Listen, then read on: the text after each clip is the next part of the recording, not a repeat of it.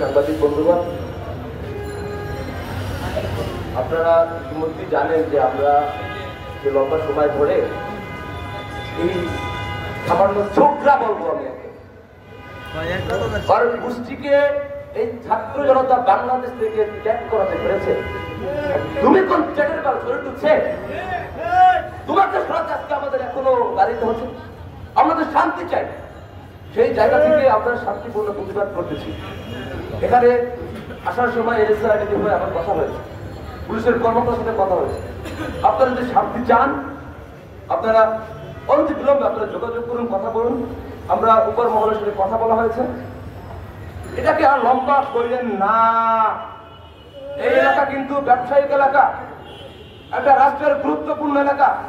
এখানে এরকম mob justice করতে দিয়েন না, এটা কিন্তু ভালো হবে না, স্পষ্ট করে বলে দিচ্ছি। বাংলাদেশ ব্যাংক ফেডারেশনের সভাপতি রফিক ভাই সহ তার নেতৃবৃন্দ ছাত্র জনতার এই বিপ্লবে সমর্থন জানিয়েছে, এটা আমরা কৃতজ্ঞতা প্রকাশ করি। আমি রফিক ভাইকে আমাদের এখানে এসে কথা বলার জন্য অনুরোধ জানাচ্ছি।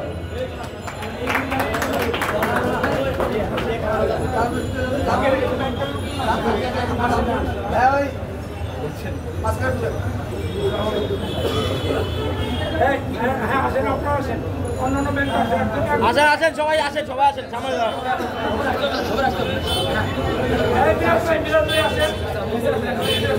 আসেন এই সবাই ভিতরে ঢুকে যান।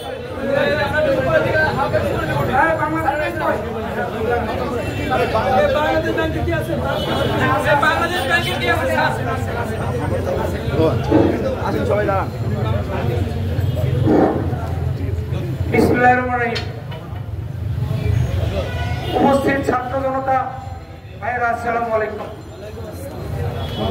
অত্যন্ত দুঃখের সাথে বলতে হচ্ছে, আজকে মতিঝিল পাড়ায় যে পরিস্থিতি সৃষ্টি হয়েছে, বিশেষ করে উত্তরা ব্যাংকে, এখানে এই পরিস্থিতির জন্য আমরা ব্যাংক কর্মচারীরা খুবই উদ্বিগ্ন।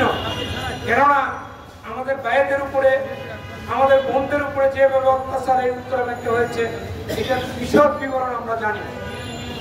আজকে আমরা একদিক দিয়ে খুবই আনন্দিত, বাংলাদেশের প্রেক্ষাপটে বিগত 5 তারিখের পরের থেকে, বিশেষ করে 5 তারিখের ঘটনা